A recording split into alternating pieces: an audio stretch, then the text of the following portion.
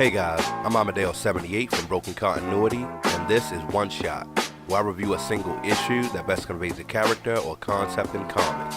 Today, I'm talking about Deathlok #1. Published in 1990, it was written by Dwayne McDuffie and Gregory Wright with art by Butch, Guice. We open with the human brain being removed from the Deathlok unit. Apparently, the unit keeps electrocuting the brains.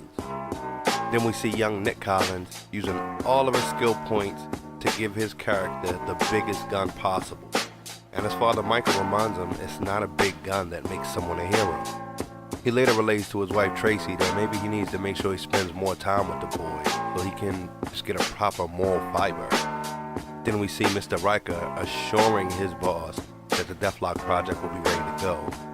Back at the lab, he tells his team that he's going to need a new brain to transplant by tomorrow unless one of them wants to volunteer. Since things roll downhill, now Michael only has one day to revamp his operating system that he unknowingly made for the Deathlok project. Michael tries to meet with Riker to get more time and is rejected, so he decides to hack in and find out what's going on for himself. He's very disturbed to find out that what he's been working on is a weapon and not something that will help you. That evening, he confides in his wife that he may have to quit his job, and she fully supports him. Meanwhile, they make the kid do the dishes. The next day, he confronts Riker, and the meeting does not go well. So now Michael is the new volunteer. Riker's the type of villain that kills you and then calls your wife to tell her that there's been a problem. Cut to South America, where Deathlok has been released on a training exercise, and he is just cutting through the enemies that come before him.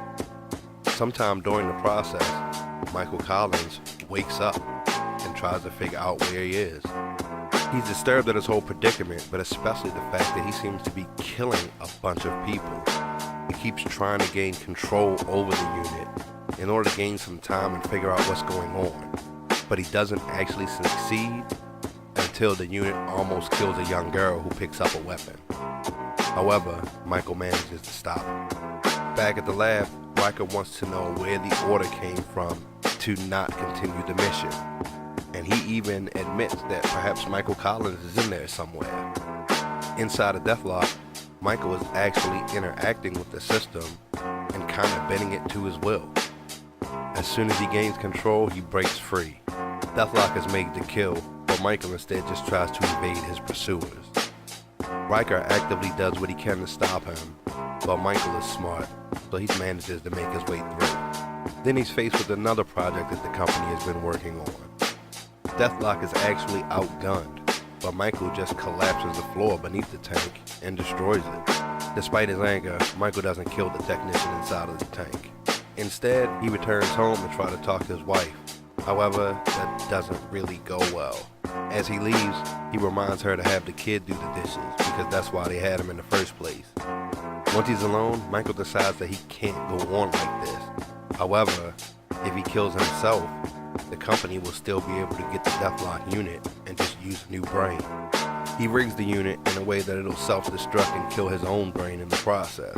However, before he does so, he decides to travel through the internet to take one final look at his son. Naturally, his son is playing his game again, and when he decides to have his hero kill the person he's facing, that's when Michael steps in. He reminds him that killing may be easier, but if he wants to be a hero and he wants to win at being a hero, he has to find a better way and not just do what's easier. And those words resonate within him as well. Deathlok asks if he'd like to proceed with the destruction, and he says no. If you want to win at this game, you gotta find a way to be a hero. Anyway, I'm Amadeo78 from Broken Continuity. Thanks for tuning in. Please like and subscribe, and I'll catch you next time.